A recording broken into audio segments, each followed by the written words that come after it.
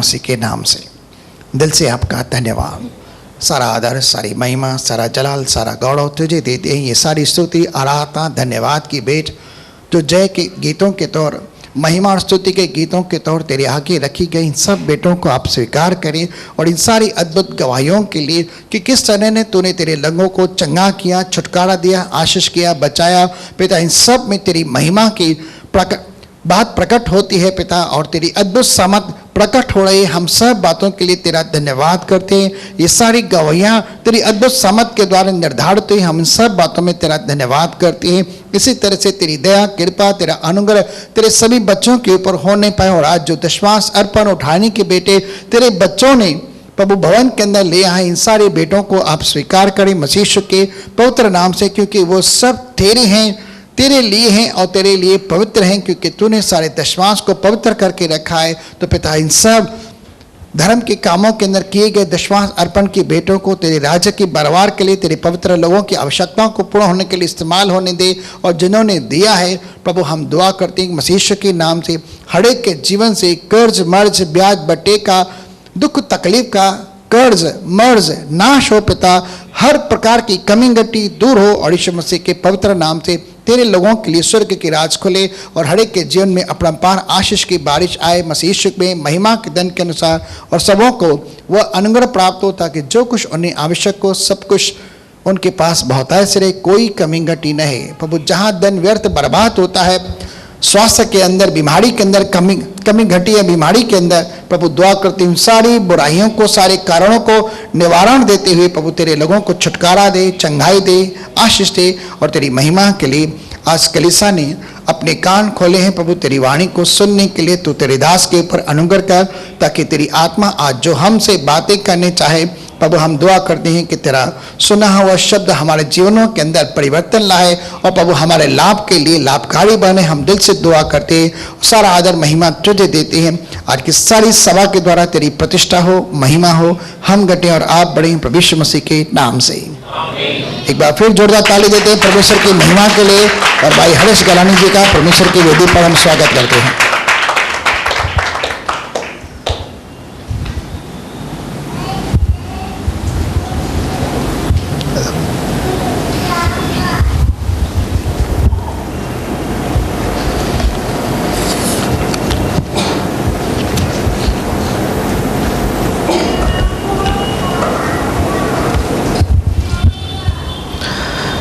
Hallelujah. प्रभु का धन्यवाद करते हैं। क्या हम सब खुश हैं? मैन, हमने अगली सप्ताह कुछ सीखा था। क्या आपको याद है हम किस बारे में बात कर रहे थे? कितने जनों को याद है? चलिए, कभी कभी एक विचार आता है कि कल क्या खाते हैं वो याद नहीं रहता, आप सप्ताह पहले की बात करते हैं। चलिए, रविवार को आप थे यहाँ पर, रविवार को क्या सीखा था याद है? मैं सोच रहा था जो रविवार को संदेश आया था मत्ती 7:24 का, कि जो वचन को सुनता है वह अपनी नींव को क्या करता है? चट्टान पर लिखा है ऐसा। जो वचन को सुनता है और उस पे चलता है वह अपनी नींव क्या करता है? चट्टान पे बनाता है। और बाइबल कहती है जब आंधी आती है, तूफान आती है, वह उसको हिला नहीं पाते हैं, क्योंकि उसकी नींव किस पे बनी है? चट्टान पर। और वह चट्टान कौन है? प्रभु यीशु मसीह। लेकिन जो भालू पर, यानी जो कच्ची ज़मीन पर जो नींव बनती है, वह वचन के बुनियाद पे नहीं बनी है, वह स्थिर नहीं है, वह क्या है? टेम्पररी है। तब जब आंधी तूफान आते हैं वह उसको गिराकर चले जाते हैं। हालेलुया। मैं इस वचन को ज़रा सोच रहा था तो परमेश्वर ने मेरा एक चीज़ की ओर ध्यान आकर्षित किया। ध्यान से सुनिएगा। आप सभी को पता होगा 2 दिन पहले लोनावाला के अंदर एक इंसिडेंट हुआ। एक परिवार जो था वह पानी के अंदर बह गया। क्या आपको पता है? आपने वीडियो भी देखा होगा। मैं ज़रा उसकी बारीकी को जांच कर रहा था तो मुझे पता चला कि वो जिस एरिया के अंदर गए थे, सबसे पहले उस एरिया के अंदर जाना रिस्ट्रिक्शन था। सरकार की ओर से उस एरिया के अंदर जाने की मनाही थी, पाबंदी नहीं थी। लेकिन फिर भी वो उस एरिया में गए और एक रिपोर्टर वहाँ का सारा हाल बता रहे थे, वो दिखा रहे थे। आप जाके चेक कीजिए, आपको थोड़ा सा क्लियरिफिकेशन आ जाएगा। जहाँ पर वो रुके थे वह थोड़ा सा इलाका जो था, ऊपर से पहाड़ों से पानी आता है, और जिस जगह पर वे रुके थे वहाँ पर थोड़ा जो चट्टान था अंदर की तरफ, यानी जैसे दो चट्टान रहते हैं और बीच में चट्टान थोड़ा सा खाली था, इसके लिए उनको वहाँ पर बैठने के लिए अच्छी जगह मिल गई। तो परमेश्वर मुझे एक चीज़ को वहाँ से समझा रहे थे। जैसे बाइबल कहती है, परमेश्वर ने यिर्मयाह को कहा कि कुंभार के घर चला जा और देख वहाँ कुंभार क्या कर रहा है। वह चाक पे बर्तन बना रहा था, वो बर्तन बिगड़ गया और देखते ही देखते अपने बुद्धि से कुंभार ने नया बर्तन बना दिया। प्रभु यिर्मयाह से कहता है कि यह इज़राइल का घराना है, मैं इससे तुझे इज़राइल के पास भेजता हूँ बात करने के लिए। तो परमेश्वर संसारिक चीज़ों का उदाहरण लेता है बहुत सारे समय हमें कुछ सिखाने के लिए। हालेलुया। तो जब मैंने उस मंजर को प्रभु ने मुझे याद दिलाया, मैं सोच रहा था, तो प्रभु का आत्मा मुझसे बात कर रहा था कि जिस स्थान पे वे रुके थे वहाँ पर उनके पैर जो थे वो जमे हुए थे। जब वे पहले गए उस टाइम पे वे आराम से रुके थे। अगर वहाँ पर रुकने की जगह नहीं होती, वहाँ पर अगर कोई सही जगह नहीं होती तो वे जाते ही नहीं।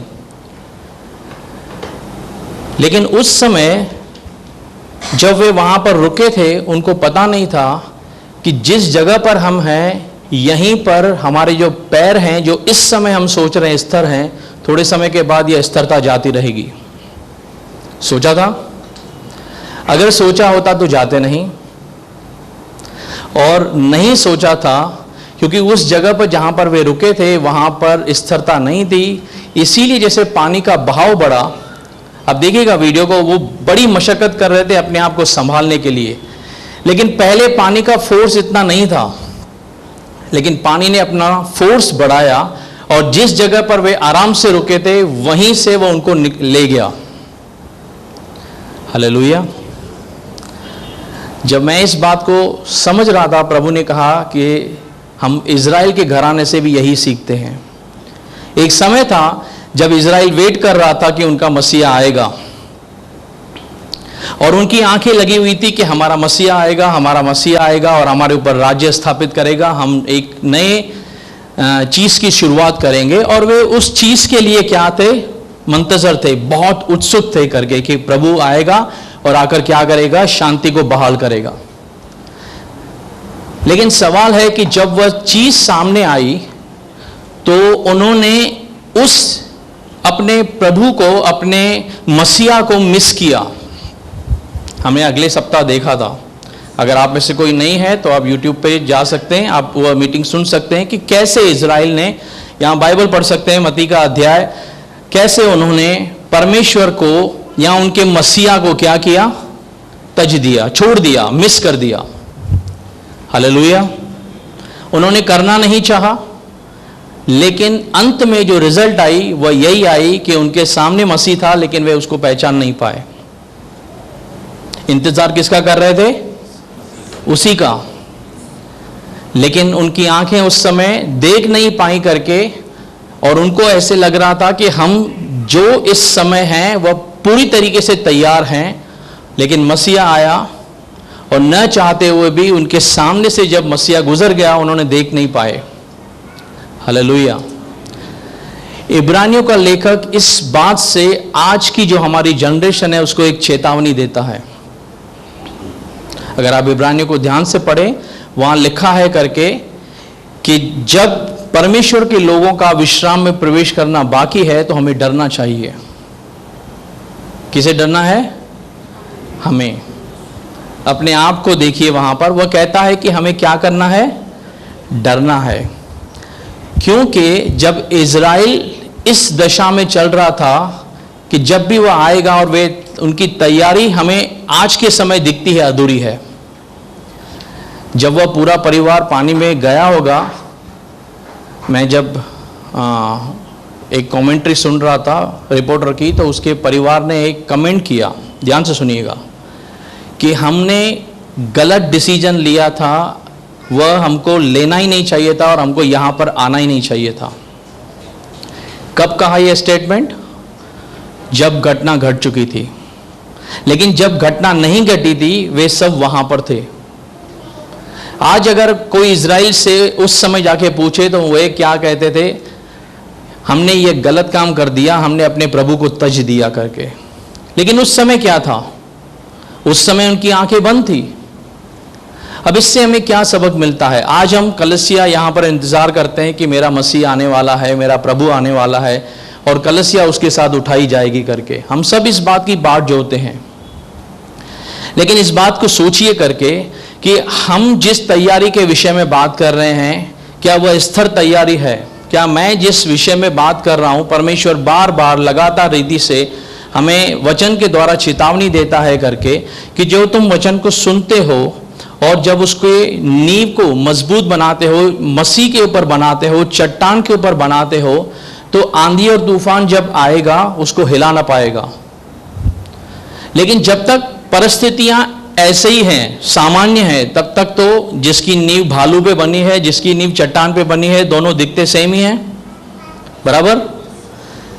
लेकिन जब आंधी तूफान आएगा उस समय पता चलेगा करके कि नींव किसकी कमजोर है।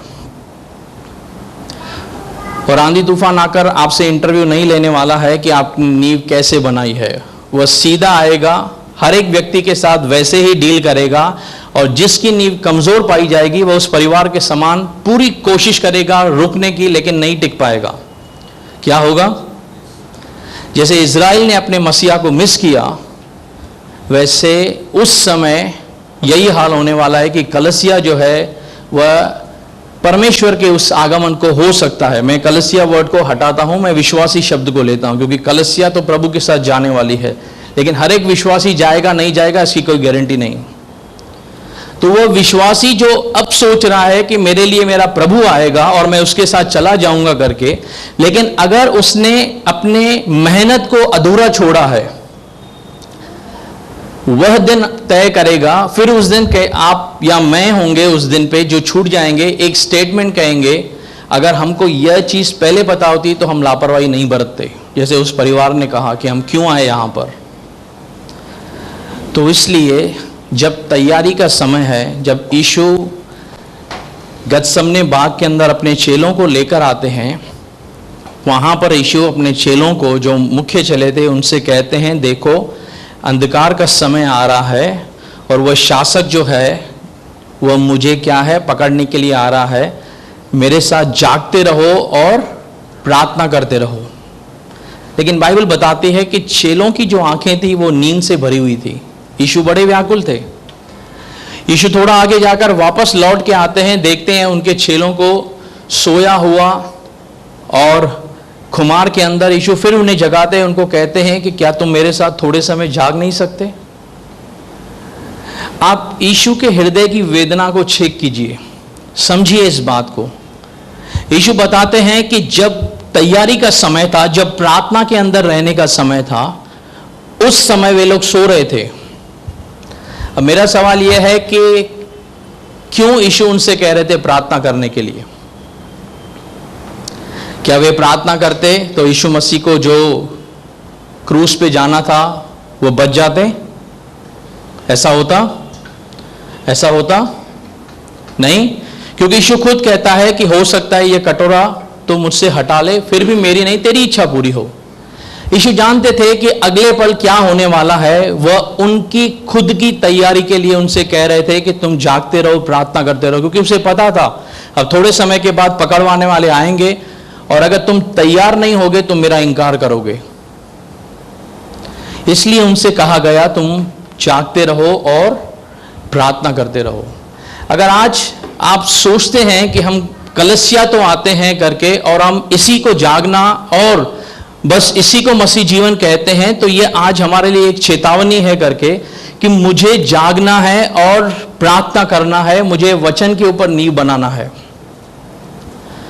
आप यह नहीं कह सकते हैं कि मैं कलीसिया आता हूं, मैं वचन को सुनता हूं, मैं थोड़ा बहुत बाइबल जान लेता हूं, पढ़ लेता हूं करके इतना मेरे लिए काफी है। हालेलुया। मुझे एक सवाल थोड़ा सा आप आंसर दीजिए। आपका बच्चा स्कूल जाता है, या आपने देखा होगा कोई बच्चा स्कूल जाता है, कितने घंटे वो स्कूल जाता है? 5 घंटे, 6 घंटे, 7 घंटे? जब वह स्कूल जाता है उसे टिफिन दिया जाता है? मैं कोई नई बात तो नहीं कर रहा। टिफिन दिया जाता है, वह टिफिन खाकर आता है, तो क्या उसकी माँ या उसके पिता बोलते हैं बस स्कूल में जो खाकर आया है उतना काफी है, अब पूरा दिन आपको कुछ नहीं मिलेगा?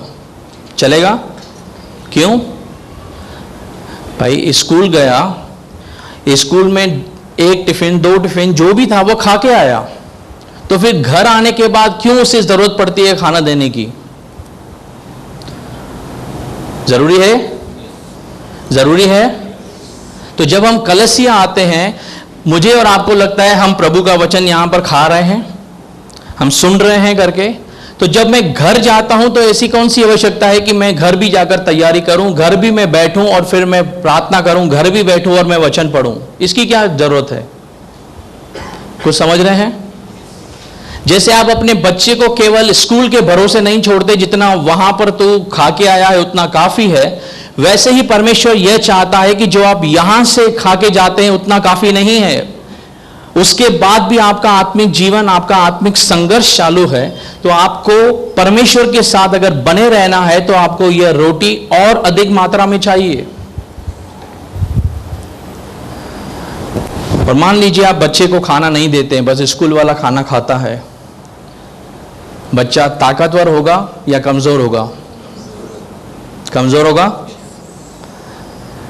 वैसे ही जब हम केवल यहां पर निर्भर रहते हैं, बस जो मैं कलीसिया में आके वचन सुन रहा हूं, बाकी का मुझे घर में पढ़ना, घर में प्रार्थना करना इतना मेरे पास समय नहीं है, या इतना मेरे पास क्या कहें कि इच्छा नहीं है करके, या उतना नहीं हो पा रहा है, तो आत्मिक रीति से अगर एक शारीरिक को आप कहते हैं कमजोर है, तो आत्मिक व्यक्ति को आप क्या कहेंगे? मजबूत है। वो क्या है? कमजोर है। और कमजोर व्यक्ति को गिराना आसान है, बराबर। इसीलिए बाइबल कहती है जब वह आंधी तूफान आएगा, आपसे आगे इंटरव्यू नहीं लेने वाला है, वह सीधा आपकी तैयारी के ऊपर हमला करेगा। आप तैयार नहीं हैं, आंधी तूफान आपको संभलने का मौका नहीं देने वाला है। जैसे हमने देखा उस परिवार को, वे थोड़ा समय तो झेल लिए, लेकिन आखिर जो पानी का फोर्स था वह उनको लेके गया। बड़ी दुखद घटना थी। लेकिन हुआ क्या? जो चीज पहले वहां पर कोई तकलीफ नहीं दे रही थी, जब उसका जोर बढ़ने लगा तब पता चला करके हमने गलत डिसीजन लिया है। आज चलो ठीक है, सब बराबर है, परमेश्वर अपनी आशीषें दे रहा है, लेकिन चीजें पृथ्वी पर बदलेंगी। शैतान पूरी ताकत के साथ वार करेगा, क्योंकि उसका समय जो है ना वो पूरा होने वाला है। और जब जिसका समय पूरा होने वाला है, वह अपने विरोधी को पूरी ताकत के साथ पछाड़ने के लिए सब कुछ करने वाला है। तो जब वह अपनी पूरी क्षमता, अपनी पूरी ताकत आपके विरुद्ध लगाएगा, उस समय आप कहेंगे फिर उस प्रभु आके मेरे सामने खड़ा हो जाएगा, वो खुद ही, क्योंकि संग्राम उसका है। बाइबल में लिखा है कि परमेश्वर मेरी ओर से लड़ेगा। प्रभु कहेगा जब मैंने आपको यह भी वचन दिया था कि तू अपनी नींव को बना, उस समय तू कहां था? आज मैं अगर लड़ूं आकर, तो उस समय जब मैंने तैयारी का समय दिया था, उस समय तू तैयार क्यों नहीं हुआ? हालेलुया। आप पूछेंगे भाई हम क्या तैयारी करें, हम कैसे तैयारी करें? बाइबल बताती है करके, परमेश्वर का जो आत्मा है, जब पुराने नियम में थे वह कैसे आता था? केवल चुने हुए नबियों के ऊपर आता था, जो सिलेक्टेड थे उनके ऊपर आता था। लेकिन जब यीशु मसीह अपने चेलों से बात करता है, वह कहता है मेरा जाना तुम्हारे लिए बहुत जरूरी है, बहुत अच्छा है। मैं जाऊंगा तो पिता की प्रार्थना करूंगा, वह तुम्हें वहां से क्या भेजेगा? सहायक भेजेगा, हेल्पर भेजेगा।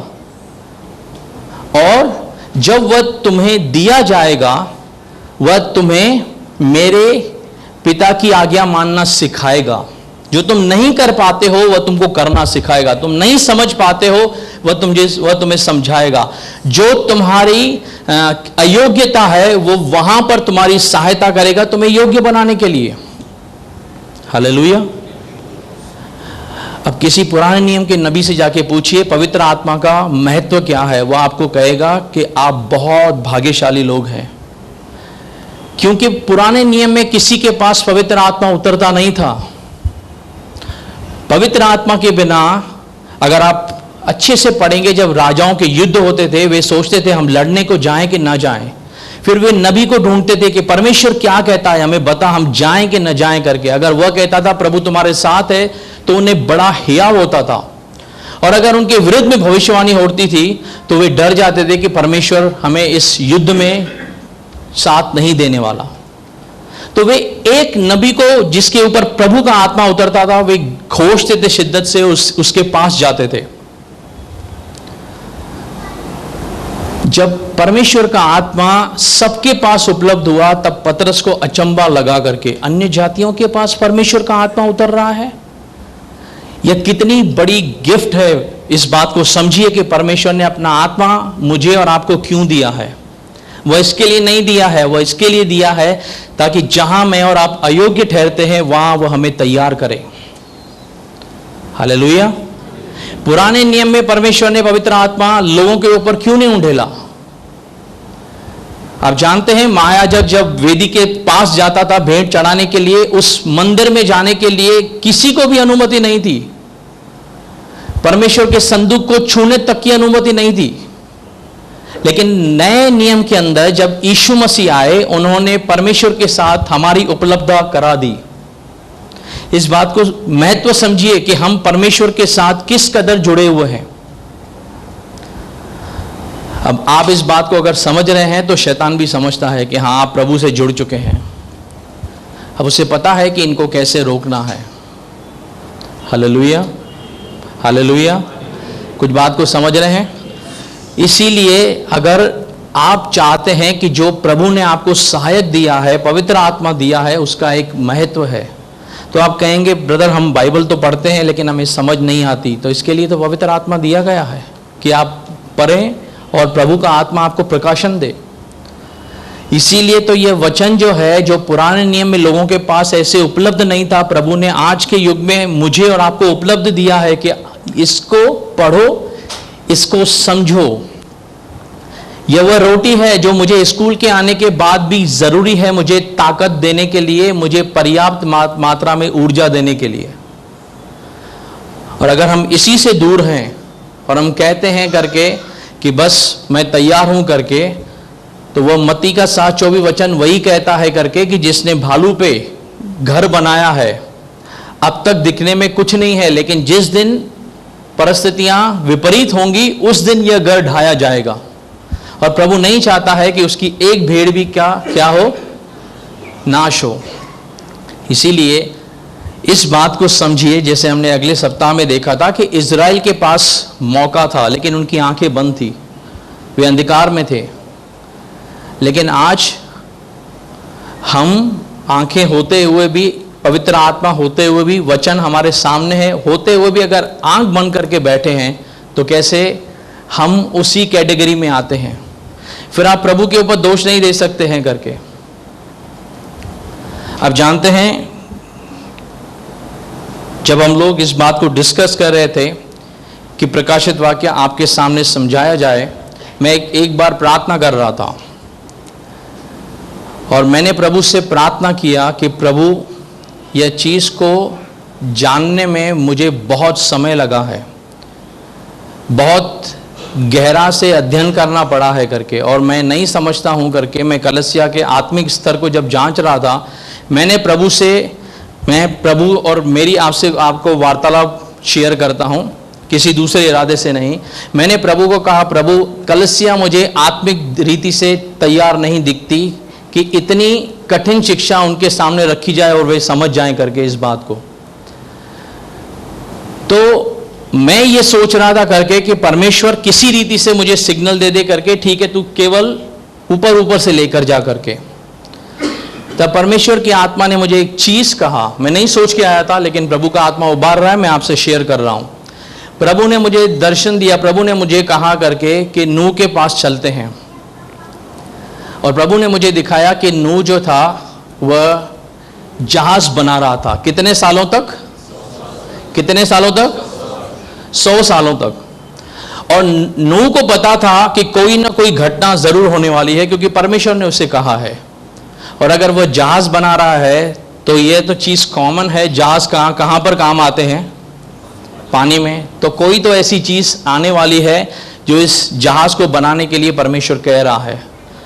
तो नूह जब इस बात को कर रहा था, तब नूह ने 100 सालों के अंदर कितने लोगों को यह चीज बताई होगी करके कि परमेश्वर ने मुझे कहा है जहाज को बना, क्योंकि कुछ घटना होने वाली है। आपके हिसाब से कितने लोगों को नूह ने 100 सालों में प्रचार किया होगा? हजारों लाखों लोग होंगे। मान के लेते हैं, कोई ऐसी गिनती तो लिखी नहीं है, मान लेते हैं प्रभु ने नूह के द्वारा इतने लोगों को एक संदेश दिया होगा। बराबर बराबर। कितने लोग बचे नूह के समय? कितने? बताइए अपने पड़ोसी को। 8 लोग बचे। कितने? प्रभु ने मुझसे एक चीज शेयर की, कितने लोगों को प्रचार किया गया? मैंने कहा प्रभु लाखों लोग थे। बचाए कितने गए? मैंने कहा 8 प्रभु। तो कहा कि फिर क्यों उनको प्रचार किया?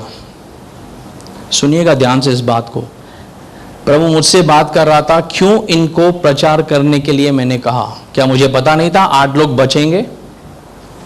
प्रभु को पता था ना कि केवल 8 लोग बचेंगे, क्योंकि कोई दूसरा मानेगा नहीं।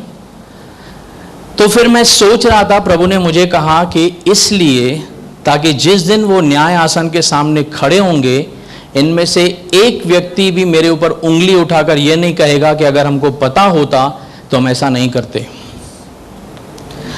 इसलिए कि अगर जिस दिन उनका न्याय, उनके सामने दंड प्रकट होगा, उनमें से कोई यह न कहने पाए कि हमारी गलती नहीं है, अगर तूने पहले बता दिया होता। तो परमेश्वर हर बार अपने आप को पूरी रीति से प्रकट करता है कि कोई, जैसे हमने देखा कि इजराइलियों की आंखें बंद थी, लेकिन परमेश्वर अपने दास के द्वारा भी, शिमोन के द्वारा भी यह प्रकट करता है करके जो आने वाला मसीहा है वह यही है। हमने पढ़ा था लूका के अंदर, परमेश्वर अपने आप को पूरी रीति से क्लियर रूप से प्रकट करता है। तब जब मैं प्रभु से बोल रहा था, प्रभु ने कहा इसीलिए मैं चाहता हूं जो लोग समझना चाहते हैं वे समझेंगे, जो लोग नहीं समझना चाहते हैं तू अपना काम कर। बात को समझिएगा, क्योंकि जिस शिक्षा से हम जाएंगे वो बहुत कठिन शिक्षा है। और अगर आज आप सुनते हैं और आप अगले वीक हमने क्या पढ़ा वो भूल जाते हैं, तो बहुत आपके लिए यह कठिन होने वाला है।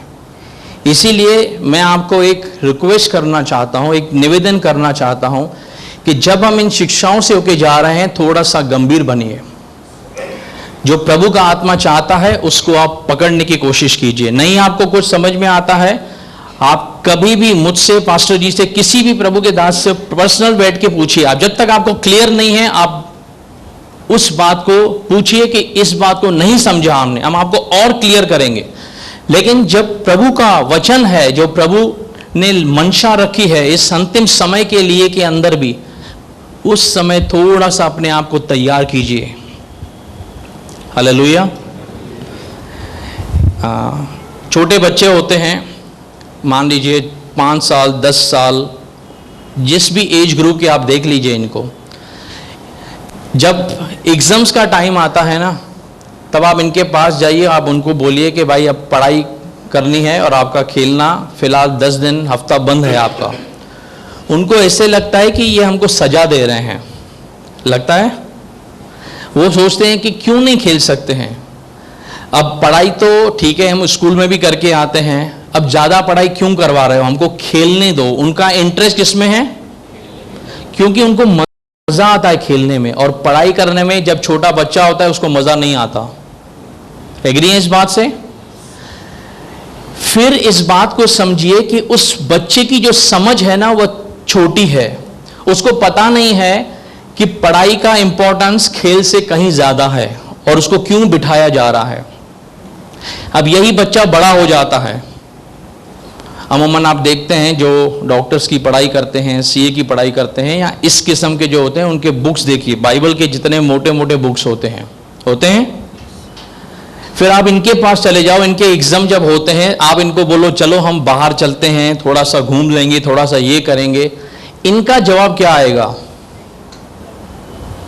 पढ़ाई करनी है। हालेलुया। चीजों को समझिए, मैं आपको क्या शेयर करना चाहता हूं।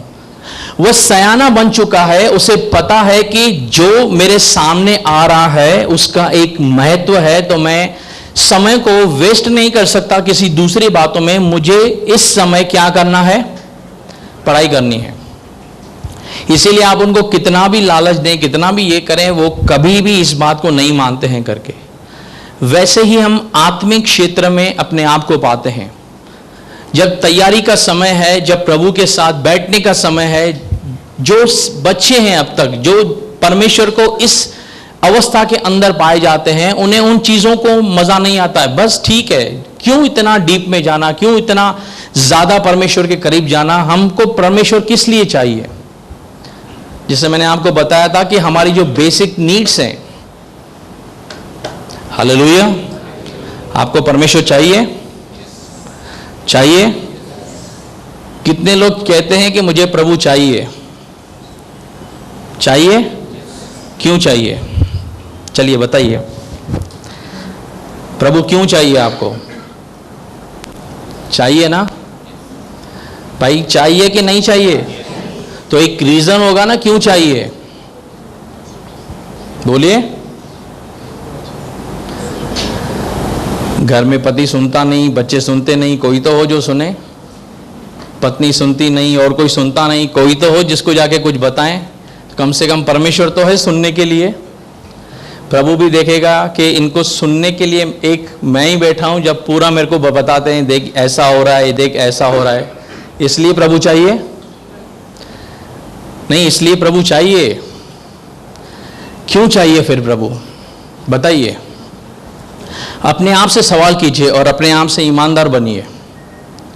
आपको परमेश्वर क्यों चाहिए? ये मेरा सवाल नहीं है। जब मैं इस सभा को तैयार कर रहा था, परमेश्वर ने मुझे कहा लोगों से पूछना प्रभु क्यों चाहिए।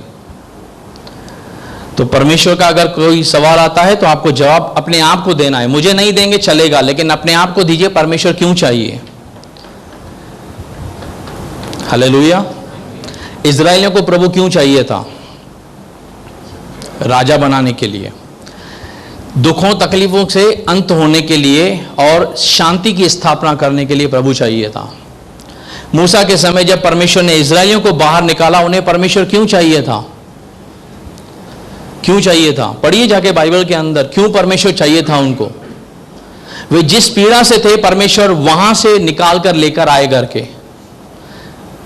क्या परमेश्वर ने इसलिए उनको कहा था करके कि तुम मेरे पीछे आओ? जब प्रभु मूसा के बात करता है, वह कहता है मेरे लोगों को यहां से निकाल, क्योंकि वे मेरी उपासना करें चल के।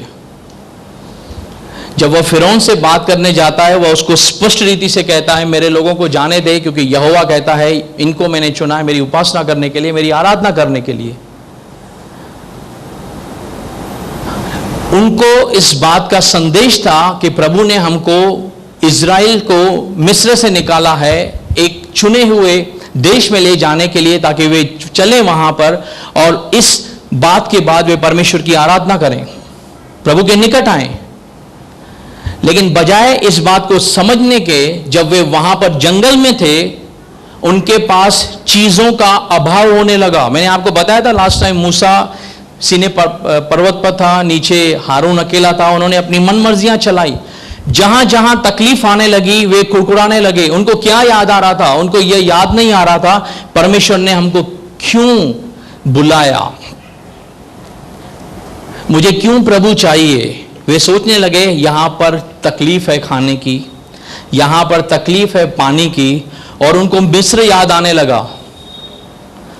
और ये भूल गए करके कि परमेश्वर क्यों उन्हें चाहिए। उनको लगा परमेश्वर उनकी जरूरतों को पूरा करने के लिए बैठा है, और वे परमेश्वर को जब जरूरतें पूरी नहीं होती हैं तब कुड़कुड़ाने लगे। अब मेरा सवाल आपसे है, क्या मुझे परमेश्वर इसलिए चाहिए कि जब मेरी जरूरतें पूरी नहीं होती हैं तो मैं उनके पास जाकर बैठूं और उनको कंप्लेन करूं? तो प्रभु क्यों चाहिए मुझे? एक सवाल का ईमानदारी से जवाब दीजिएगा। अगर परमेश्वर आपको इसलिए चाहिए क्योंकि वह परमेश्वर है और मैं उसके हाथों की रचना हूं, तो मैं उसकी आराधना करना चाहिए, स्तुति करना चाहिए, तो जिस दिन अगर वह मेरी चीजों को नहीं वैसे प्रोवाइड करता, वह यहोवा यिरे है, उपाय करने वाला है, उसका धन्यवाद है। लेकिन जो मैं आशा करता हूं, जैसा मैं उम्मीद करता हूं, वैसे चीजें मुझे नहीं मिलती हैं करके, उस समय मुझे प्रभु कैसे चाहिए? वैसा ही चाहिए जैसा मुझे आज मैं सोचता हूं कि मुझे प्रभु क्यों चाहिए। अपने आप को जवाब दीजिए, क्या उस समय आप परमेश्वर को कहेंगे यस प्रभु, उसके बावजूद भी आप मुझे चाहिए? और अगर आपका मन आपको कहता है नहीं, ऐसी परिस्थितियों में मैं ऐसे परमेश्वर को नहीं अपनाना चाहता हूं करके, तो अपनी नींव को चेक कीजिए, वह वहां पर बनी है जहां भालू है।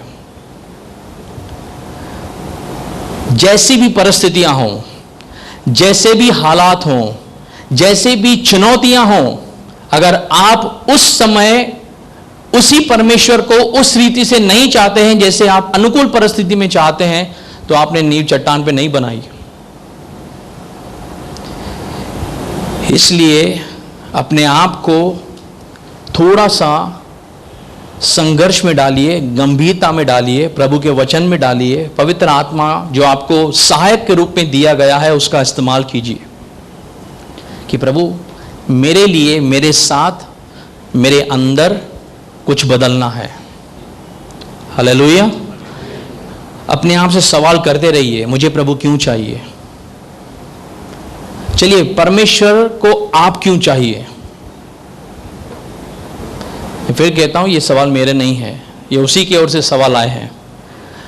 मुझे परमेश्वर क्यों चाहिए, आपको परमेश्वर क्यों चाहिए, ये थोड़ा बहुत हमने समझ लिया। अब परमेश्वर को मैं और आप क्यों चाहिए? परमेश्वर को मेरी और आपकी चाहत है। वह कहता है बोझ से दबे थके लोगों मेरे पास आओ, मैं तुम्हें क्यों, लेकिन क्यों वह मुझे और आपको बुला रहा है? इजराइलियों को क्यों उसने बुलाया? ताकि जंगल में जाएं और कुड़कुड़ाएं? इसीलिए नहीं। क्यों बुलाया? ताकि जो स्थान खाली है, जो गैप है, क्योंकि परमेश्वर ने मुझे और आपको बनाया ताकि हम परमेश्वर की आराधना करें, उसकी महिमा करें। तो परमेश्वर मुझे चाहता है, आपको चाहता है, ताकि हम उसकी क्या करें? महिमा बढ़ाएं कि घटाएं? बढ़नी चाहिए। और अगर मैं तैयार नहीं हूं, मैं परमेश्वर के उस सामर्थ को अपने अंदर लिए नहीं चलता हूं करके, मैं परमेश्वर का वह हथियार हूं जिसपे जंग लग चुका है करके, तो परमेश्वर ऐसा चाहत रखेगा मेरे और आपसे कि हां ऐसे ही आप मुझे चाहिए? बोलिए। आपके जेब में एक 100 का नोट हो लेकिन वो फटा हुआ हो आधा, आप 10 बार मार्केट में जाके उसको देते हैं, कोई नहीं लेता, वो आपको वापस दे देता है। आपको ऐसे नोट चाहिए? पैसा तो है ना वह, लेकिन आपको ऐसा नहीं चाहिए। आपको कैसा चाहिए? जो जहां पर आवश्यकता है वह वहां पर काम कर पाए। बराबर। परमेश्वर मुझे आपको बुला रहा है ताकि जहां जहां परमेश्वर चाहता है वहां वहां वह आपका इस्तेमाल कर पाए। मूसा कहता है मेरी क्या जरूरत है, तू किसी और को भेज दे। परमेश्वर अगर मान लीजिए हमारी भाषा बोलता तो उससे कह सकता था तुझसे ज्यादा नॉलेज मेरे पास है, मुझे पता है किसको भेजना है, तभी तो मैं तुझे चुन रहा हूं। फिर भी मूसा कहता है नहीं, मैं नहीं जाने वाला क्योंकि मैं बद्दा मनुष्य हूं, मैं किसी से बोलता हूं तो झगड़ा हो जाता है। फिर भी परमेश्वर उसको कहता है नहीं, तुझे जाना है। मूसा फिर भी हट कर रहा था। चीजों को समझिए कि परमेश्वर जो है वह जब मुझे चुना है या आपको चुना है तो उसने एक कीमत चुकाई है। उसने अपने इकलौते बेटे को दिया है। किसके लिए? किसके लिए? ऐसे मत सोचिए उसने संसार के लिए, यीशु मसीह ने आप संसार में नहीं होते, आपको क्या फर्क पड़ता है यीशु किसके लिए मरता है? फर्क पड़ता है? मैं हूं ही नहीं, मैं पैदा ही नहीं हुआ हूं, तो यीशु किसके लिए आया, किसके लिए मरा, इससे मुझे क्या फर्क पड़ता है? लेकिन अगर मैं संसार में आया हूं और यीशु मरा, तो यह मेरे लिए मरा, वो मेरे लिए जी उठा है, इससे मुझे फर्क पड़ता है। मेरे पापों की क्षमा मुझे यीशु से मिलती है, इससे मुझे फर्क पड़ा है। तो जब ऐसा यीशु हमें मिला है करके, वह मुझसे पूछता है तू मेरे काम का है तो किस काम का है? अपने आप को योग्य बनाइए। इसीलिए आपको प्रभु का वचन दिया गया, इसीलिए आपको परमेश्वर का आत्मा दिया गया। इसीलिए नहीं कि हम प्रभु के साथ बैठें और प्रभु को एक लिस्ट बना के दें कि प्रभु मैं जब तक संसार में जीवित हूं, सुबह उठने से लेकर रात को सोने तक मेरी ये आवश्यकताएं हैं, अगर इसको पूरा करता है तो मैं आके गवाही दूंगा कि तू मेरा परमेश्वर है। और जिस दिन उस लिस्ट में से कोई चीज नहीं हुई तो मैं वहां पर जाके या पास्टर को जाके कंप्लेंट करूंगा, परमेश्वर मेरी नहीं सुनता। चीजों को समझिए करके आपका विश्वास ऐसा होना चाहिए कि जब चीजें अभाव के अंदर हैं, जब चीजें अनुकूल नहीं हैं, उसके बावजूद भी आपकी नींव इतनी मजबूत हो, आपके हृदय से होना चाहिए मेरा परमेश्वर तो यीशु ही है। उस समय शैतान आपको डालना नहीं चाहिए मन के अंदर बात आगे डाल के तुझे मिला क्या। यीशु को पीछा करके देख तेरे जीवन में कितनी कमियां हैं, घटियां हैं, कितने सारे अभाव हैं, आखिर तुझे मिला क्या। अगर ऐसे आपको शैतान आके कहता है, उस समय आपकी नींव मजबूत होनी चाहिए उसको बताने के लिए कि मेरा परमेश्वर मुझे मिला है, वह कितना महान है। आप सोचेंगे करके ये सुनने में बहुत अच्छा है। एक ऐसा समय आने वाला है जब आपकी नींव टेस्ट की जाएगी। मैं गारंटी के साथ आपको कहता हूं, हर एक की नींव टेस्ट की जाएगी और उस दिन आप कोई बहाना नहीं बना पाएंगे करके कि मेरी नींव को क्यों टेस्ट किया जा रहा है। यहां पर बैठा हुआ हर एक व्यक्ति वही वचन सुन रहा है जो परमेश्वर का आत्मा हम सबको दे रहा है, लेकिन उसके बाद मैं नींव कैसी बनाता हूं यह उस दिन समझ में आएगा जिस दिन तकलीफें होंगी, आंधी तूफान होगा, जो चट्टानों के पास जैसे टकराते हैं वैसी लहरें होंगी। उस दिन पता चलेगा किस रीति से सामने वाला शैतान पूरी ताकत के साथ कलीसिया के विरुद्ध में क्या कर रहा है, पूरी अपनी सामर्थ को लगा रहा है। इसीलिए तैयारी का समय है, तैयार करना आरंभ कीजिए, गंभीरता को समझिए। मैं इब्रानियों को लेखक को बहुत पसंद करता हूं और मुझे ऐसा पर्सनल फील होता है कि वह पौलुस है जिसने ऐसा लिखा है करके, क्योंकि वह बार बार लगातार इस बात की चेतावनी देता है करके कि हम इजरायलियों से सीखें। उन्होंने गलती की, वह प्रभु के निज लोग थे, उन्होंने गलती की और परमेश्वर ने उन्हें कोई भी अवसर नहीं दिया, नहीं। और प्रभु ने मुझे और आपको एक मौका दिया है करके, इसीलिए उस चीज का लाभ उठाइए। हालेलुया। एक आधा शब्द सुनते हैं ताकि आप समझ पाएं किस रीति से मैं और आप जो हैं परमेश्वर के सामने चुने हुए हैं करके। चलिए यशायाह की पत्री में आइए, उसका 54 अध्याय उसका 6 वचन पढ़िए। क्योंकि यहोवा ने तुझे ऐसा बुलाया है मानो तू छोड़ी हुई और मन की दुखिया और जवानी की त्यागी हुई स्त्री हो। तेरे परमेश्वर का यही वचन है। क्षण भर ही के लिए मैंने तुझे छोड़ दिया था, परंतु अब बड़ी दया करके मैं फिर तुझे रख लूंगा। इससे पहले वचन में आइए, वापस से पढ़िए। क्योंकि यहोवा ने तुझे ऐसा बुलाया है, ध्यान से सुनिए, इजराइल को प्रभु कहता है कि मैंने तुझे इसके लिए बुलाया है मानो तू छोड़ी हुई और मन की दुखिया और जवानी की त्यागी हुई स्त्री हो। जवानी की त्यागी हुई स्त्री, इंग्लिश में क्या लिखा है, a wife of a youth. अगर आप पुराने नियम को अच्छे से पढ़ेंगे आपको पता चलेगा परमेश्वर जो यहोवा है वह इजराइल को अपनी स्त्री, अपनी पत्नी का दर्जा दिए हुए है। वह जब प्रभु के पीछे वे नहीं चले तब प्रभु ने उनको व्यभिचार में काउंट किया कि तुमने मेरे विरुद्ध व्यभिचार किया है। Hallelujah, hallelujah.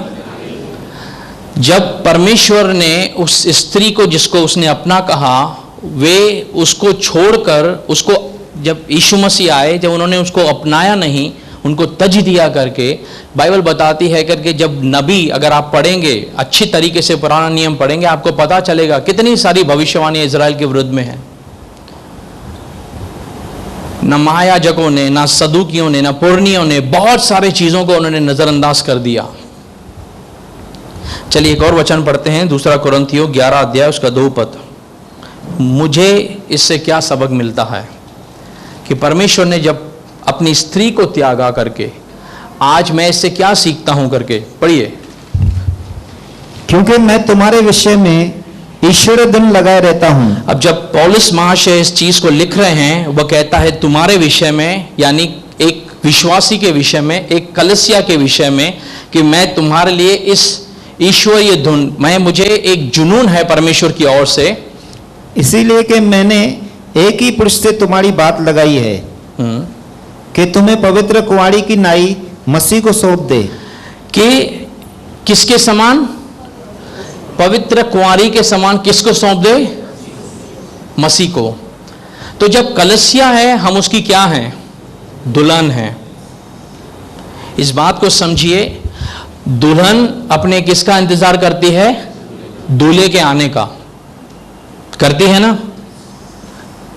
भाई? करती है कि नहीं? दुल्हन को एक ही चीज का इंतजार है, उसका दूल्हा कब आएगा। और किसी दुल्हन को आप जाके पूछो कि दूल्हा कब आएगा, जब आना होगा आएगा, पता नहीं, इतने समय से तो आ नहीं रहा है। उसके दूल्हे को पता चलेगा उसकी दुल्हन उसके लिए तैयार नहीं है, कैसा फील होगा उसको? वह सोचेगा कि मैंने इनको तैयारी के लिए पवित्र आत्मा दिया, मैंने इनको तैयारी के लिए अपना वचन दिया, मैंने इनको पूरी रीति से, जो पुराने नियम में लोग उत्सुक होते थे पवित्र आत्मा को, मैंने उनमें से किसी को नहीं दिया, लेकिन मैंने हर एक व्यक्ति को पवित्र आत्मा दिया है। उसका महत्व जानने के बिना, प्रभु का वचन जो उस समय उपलब्ध नहीं था, इस बात का महत्व जानने के बिना, तैयारी का समय है उसको समझने के बिना, अपने खुद के खुमार के अंदर दुल्हन चल रही है। समझ रहे हैं बात को? इसलिए मैंने कहा कि जब मैंने प्रभु से प्रार्थना की, मुझे लगा कि वह आत्मिक स्तर जो है कलीसिया का वैसा नहीं है। और मैं केवल अपने कलीसिया की बात नहीं करता हूं, आज बहुत सारे जो विश्वासी हैं इस कैटेगरी में पाए जाते हैं कि परमेश्वर के पास चीजें मिलती हैं, इसलिए प्रभु का धन्यवाद है। जब चीजें नहीं मिलती हैं करके, तब वैसा परमेश्वर नहीं चाहिए जो हमें चीजें नहीं दे सकता है। दूल्हा आने वाला है। मान लीजिए किसकी शादी हो, वह दूल्हा बारात लेके खड़ा हो और उसे पता चले कि उसकी दुल्हन तो तैयार ही नहीं है, क्या होगा? या उसकी दुल्हन सामने दिख ही नहीं रही है, क्या होगा? क्या यह चीज दूल्हे को पसंद आएगी? नहीं आएगी। इसीलिए जब हम यह सोच रहे हैं, जब हम तैयारी के विषय में कह रहे हैं, तो मेरा जो आपको बेस है बताने का वह यह है करके कि तैयारी कैसे आप करेंगे, तैयारी मैं कैसे करूंगा। कहने के द्वारा मैं तैयार हो जाऊंगा कि बस मैं कल से तैयार हूं? नहीं। एक फौजी जब फौज में जाता है, उसको एक कठिन परिश्रम से गुजरना पड़ता है। उसे पहाड़ों पे चढ़ाया जाता है, उसे एक पहाड़ की चोटी से दूसरे पहाड़ की चोटी पे रस्सी बांध के वहां से चलाया जाता है। वह वो करते हैं जो उन्होंने कभी किया नहीं है, और वो एक्स्ट्रा मेहनत करते हैं, वे एक्सरसाइज करते हैं, क्योंकि उनको पता है कौन सी चीज कब काम में आ जाए नहीं पता। इसके लिए उनकी जो ट्रेनिंग होती है वह बहुत कठिन होती है। अगर आज हम ट्रेनिंग का समय जो है थोड़ा सा अगर कठिन होता है या हम उसको इंटरेस्ट से नहीं लेते हैं, ये चीजें मुझे आने वाले समय में बहुत तकलीफ देंगी। वो परिवार को जाकर पूछिएगा, अगर वो परिवार आज जो बह गया, हम उसको पूछते हैं, वो कहेगा जब हम गए थे वहां पर चीजें नॉर्मल थी, वह फिसलन वाली जगह नहीं थी, लेकिन वहीं पर से हमारे लिए एक ऐसी बाढ़ आई, एक ऐसा जोर आया, हम टिक नहीं पाए। मान लीजिए, एक आपको उदाहरण के रूप में देता है, उनके पैर जो थे ना, वो सीमेंट से अगर पक्के कर दिए गए हों तो क्या वे जाते थे? पक्का? कितना भी पानी का जोर होने दो, वो नहीं जाते थे। या कोई चीज ऐसी होगी लोहे के खंभे से उनको बांध दिया जाता पूरी तरीके से, तो पानी का जोर कितना भी आता ना उनको लेके नहीं जाता, क्योंकि कोई चीज थी जो उन्हें पकड़े हुए थी। यही फर्क होने वाला है आने वाले समय के अंदर। मैं कौन सी चीज पे अपने आप को बांधे हुए हूं, पक्के हुए हूं, स्थिर हूं। मैं कहने से नहीं, हां मैं तैयार हूं। वह चीज तब पता चलेगी जब यीशु मसीह आएगा बादलों पर, और उस समय पता चलेगा कि कौन उसके साथ गया, कौन रह गया। और मैं आपको दावे के साथ कह सकता हूं कि उसके बाद जो यहां पर होगा करके, अगर उस समय कोई व्यक्ति यहां रहेगा, वह एक ही बात कहेगा कि हमने गलत डिसीजन ले लिया। अगर हमको पहले पता होता कि जो हम यहां पर हो रहा है, तो हम ऐसी लापरवाही नहीं बरतते। अगर आप समझ लें उन 7 सालों में जो यहां पर पृथ्वी पर होंगे कितना भयानक समय है, तो आप लापरवाही नहीं बरतेंगे। आप नहीं कहेंगे करके कि आज की जो तकलीफें हैं करके वो बहुत ज़्यादा हैं। आप कहेंगे कैसी भी होने दो करके, मुझे ऐसा ही परमेश्वर चाहिए, क्योंकि इस परमेश्वर ने यहाँ पर मेरे लिए बहुत सामर्थ्य क्या उपाय करके रखे हैं। भले अभाव है, तकलीफें हैं, लेकिन फिर भी बहुत है। इसलिए जब हम प्रभु के सामने हैं, जब हम परमेश्वर के साथ चल रहे हैं, लापरवाही मत बरतिए। चीज़ों को, वचन को हल्के में मत लीजिए। आपको लग रहा है कि मैं जैसे विश्वासी हूं, मैं जैसे जीवन जी रहा हूं, इतना पर्याप्त है करके, तो परमेश्वर इस बात की गवाही देना चाहिए आपके जीवन में कि उतना काफ़ी है। पर आप ऐसा नहीं कह पाएंगे करके, मैंने आपको बताया कि नूह के समय में जितने सारे लोग थे, उनमें से एक जन भी जाकर नहीं कह पाएगा करके परमेश्वर के सामने कि तू पहले चिता दिया होता तो मैं ऐसा नहीं करता। हम में से कोई प्रभु को ऐसा नहीं कहने पाएगा करके, अगर पहले पता होता तो प्रभु लापरवाही नहीं बरतते, क्योंकि परमेश्वर ने सब कुछ लिख के रखा है। इजराइल को जब परमेश्वर न्याय करेगा, वे नहीं कहने पाएंगे कि हमको नहीं पता था करके। यीशु बार बार उन्हें चेतावनी दे रहा था करके, बार बार उन्हें बता रहा था करके, उनके अगुओं को बता रहा था करके कि तुम मुझे नहीं पहचान पाते हो। उनकी आंखों के सामने जो अंधकार था वह उनके सामने आके खड़ा था, वह नहीं समझ पा रहे थे। आज अगर ये संसार की जो चीजें हैं, ये अंधकार के समान मेरे और आपके सामने खड़ी हैं, ये आगे बढ़ने से रुकावट पैदा करेंगी। मान लीजिए आपने बड़ी मेहनत की, आप कर रहे हैं, आप सोचते हैं कि 10th के बाद मेरा बच्चा डॉक्टर में जाए, इंजीनियर बने, या किसी और मंशा से आप उसको मेहनत करा रहे हैं। और आप जब एडमिशन खुलता है, आप वहां पर पहुंचे और आपको पता चला कि 2% के वजह से आपके बच्चे की सीट जो है वह छूट गई। कितना? 2%। वो 80, 85 कुछ भी होने दो, आपको पता चला 2%। आप क्या सोचते हैं? पहले पता होता तो थोड़ी और मेहनत करवाता। सोचते थोड़ी सी और मेहनत करवाते। अगर पहले जान लिया होता इस चीज को, तो आज जो छूट रहा है वह नहीं छूटता। तो आज ये समय है मेहनत करने का, जब आप मेहनत कर सकते हैं, ताकि जब यीशु मसीह आए तब आपसे छूटने न पाए। हालेलुया।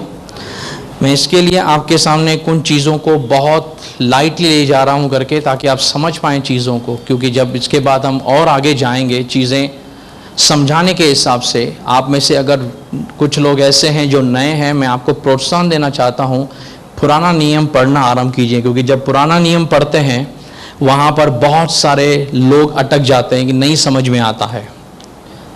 लेकिन मैं आपको उत्साहित करना चाहता हूं करके, क्योंकि प्रकाशित वाक्य अगर आपको समझना है तो आपको पुराना नियम जो है उसको समझना बहुत ज़रूरी है। हम जैसे प्रभु का आत्मा चाहेगा हम जाएंगे, लेकिन अगर आप पढ़ते रहेंगे, घर के अंदर आप पढ़ते हैं करके, थोड़ा सा जो भी आप पढ़ना चाहते हैं, यहेजकेल पढ़िए, दानियल पढ़िए, यिर्मयाह पढ़िए, यशायाह पढ़िए, ये ऐसे किताबें हैं पुराने नियम की जो आपको और बताएंगी करके कि इजरायलियों के विषय में, उनके इतिहास के बारे में, परमेश्वर का जो एक रूप है उस समय कैसे चेतावनियां देता है परमेश्वर। आराम कीजिए पढ़ना, बाइबल को स्टार्ट कीजिए। ऐसा मत सोचिए कि नहीं पुराना नियम हमारे लिए नहीं है, बस मुझे नया नियम पढ़ना है करके। मैं ऐसा नहीं कहता हूं कि नया नियम नहीं पढ़ना है आपको, लेकिन आप पुराना नियम पढ़िए ताकि आप थोड़ा सा समझ पाएं चीज़ों को। हालेलुया। थोड़ा सा मेहनत कीजिए ताकि जैसे हम चीज़ों को और गहराई में जाएं तो आप समझ पाएं चीज़ों को। जब आप डॉक्टर के पास जाते हैं, डॉक्टर कोई ऐसी चीज़ बताता है जिसको आपने नहीं सुना तो आपको समझने में दिक्कत होती है, लेकिन आप नेट पे जाके बाद में सर्च करते हैं तो उसकी डिटेल आपको मिल जाती है। तो वैसे ही तरीके से थोड़ा सा आप बाइबल को पढ़ना आरंभ कीजिए। अभी तक आपने नहीं पढ़ा, आप क्या करते आए हैं उसको छोड़िए, आगे आप बाइबल को खोलिए, पढ़िए। नहीं समझ में आता है, आप प्रभु की आत्मा से बार बार लगातार पूछिए। परमेश्वर का आत्मा गारंटी से आपसे बात करेगा, क्योंकि उसने दिया है प्रभु का आत्मा। समय हो रहा है, मैं इससे ज़्यादा आगे नहीं जाना चाहता हूँ। आइए हम प्रार्थना करते हैं, लेकिन मैं क्लोज करने से पहले एक बार फिर से आपको प्रोत्साहन देना चाहता हूँ करके। नुकसान होने के बाद अगर हम सोचते हैं कि पता होता तो हम ऐसी गलती ना करते, तो अगर हम नुकसान होने के बाद जागृत होंगे या आंखें खोलेंगे शायद बहुत लेट हो जाएगी। इसलिए अब जब हम समझते हैं करके इजरायलियों को लेकर कि उन्होंने आंखें बंद करके एक बड़ा नुकसान सहा, आज हम लापरवाही नहीं बरतेंगे करके हम प्रभु के आगमन की तैयारी करेंगे। हम संसारिकता से बाहर आकर परमेश्वर के लिए तैयार होंगे, उसकी दुल्हन है उस दूल्हे के लिए तैयार होंगे, ताकि जब वह आए तो हम में से कोई भी जन जो है वह क्या हो, अयोग्य न माना जाए। आइए हम प्रार्थना करते हैं। प्यारे प्रभु, हम आपके नाम को ऊंचा उठाते हैं, हम आपके नाम को धन्य कहते हैं प्रभु। हम जानते हैं पिता परमेश्वर कि आप हमसे बहुत प्रेम करते हैं और आप नहीं चाहते हैं कि कोई भी व्यक्ति पिता परमेश्वर शैतान के किसी भी झूठ में फंसकर या पिता उसकी योजनाओं में फंसकर पिता परमेश्वर जिस बड़ी बुलाहट से, जिस बड़े वरदान से, जिस बड़े कुर्बानी से आपने हमें बचा लिया है पिता परमेश्वर, उस दंड से पिता परमेश्वर या पिता किसी भी किस्म के प्रभु लापरवाही होने से या नुकसान होने से आप हमें बचाना चाहते हैं प्रभु। हम प्रार्थना करते हैं पवित्र आत्मा के पीछा करने के लिए पिता, हमारा मन जो है वह उसके साथ अलाइन होने पाए पिता परमेश्वर। हम वचन पढ़ते हैं प्रभु जी, काफ़ी सारे समय लोग जो ऊब जाते हैं, हम आपसे प्रार्थना करते हैं प्रभु वचन को पढ़ते समय हृदय से एक पिता परमेश्वर ऐसी सामर्थ की धारा निकले कि हमें इंटरेस्ट जागे पिता परमेश्वर बाइबल को पढ़ते समय प्रभु जी।